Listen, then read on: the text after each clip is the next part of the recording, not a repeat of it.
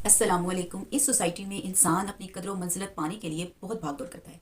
उसकी भाग दौड़ चंद चीज़ों के गिर्द घूमती है, जैसे हेल्थ है, वेल्थ है, रिलेशनशिप है, उसकी पॉपुलैरिटी है, उसकी स्टेबिलिटी है, उसका मेंटल पीस है। तो इन तमाम चीज़ों पर इंसान जो है वो फोकस करता है। हर इंसान की प्रायोरिटी जो है वो डिफरेंट होती है। लिहाजा आप अपने जब मकासद को मुतय्यन करते हैं तो सबसे पहले आप अपना वाई क्लियर करें, यानी कि आप ये देखें कि आपने जो काम शुरू किया है उसके पीछे आपका मकसद क्या है। आपका मकसद बहुत साफ और वाज़ेह होना चाहिए। आपका जो मकसद होता है वो आपको आपके टारगेट को अचीव करने में बहुत ज़्यादा मदद देता है। जब आपका वाई क्लियर होता है, आप जब भी थकने लगते हैं, जब भी परेशान होते हैं, जब आपकी एनर्जी डाउन होना शुरू हो जाती है, तब आपने अपना वो मकसद देखना है कि आपने वो काम जो शुरू किया था उसको शुरू क्यों किया था।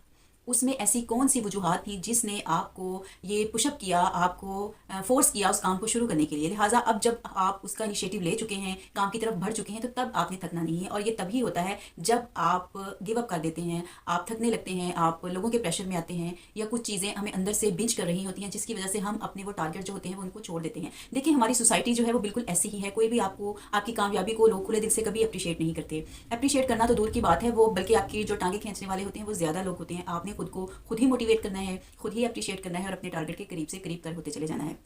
खुद को मोटिवेट करने का बेहतरीन तरीका ये है कि कभी अपनी जो आपकी अचीवमेंट्स हैं, वो बातें जो आपको खुशी देती हैं, जिससे आपको इनर पीस मिलता है, वो चीज़ें जो हैं वो बैठ के कभी लिखें। और आप यकीन जाने कि हमारे इर्द गिर्द इतनी ज़्यादा सारी चीज़ें हैं, हमारी इतनी अचीवमेंट्स होती हैं जिनकी तरफ हमने कभी ध्यान नहीं दिया। हाँ, इस तरीके से कंपेरिजन करना बुरा है कि हम किसी दूसरे को देखें कि वो तो बहुत अच्छा है, हमसे हाई फाई है, उसकी सोसाइटी हाई है, या उसका जो है वो वैल्यू उसकी ज़्यादा है, सोसाइटी में वैल्यू ज़्यादा है, या हम मादी लिहाज से मटेरियलिस्टिक अंदाज से सोचें तो इस लिहाज से कंपेरिजन करना बुरा है। लेकिन अगर जो है हम कंपैरिजन इस लिहाज से करें कि मैं जो हूँ वो उससे ज़्यादा अच्छा हूँ, मैं ज़्यादा मेहनत कर रहा हूँ, या फिर हम ये सोचें कि हमें दूसरे की निस्बत खुद को आगे लेके जाना है, यानी कि दूसरे का जो ऊंचाई है, जो दूसरे की हाईएस्ट पोस्ट है, वो हमें आगे बढ़ने की तरफ अगर रागब करे तो तब कंपैरिजन बुरा नहीं है। तो मैं बात कर रही थी कि जो भी मकसद शुरू करें उसके बारे में ये सोचें कि आपने शुरू क्यों किया था।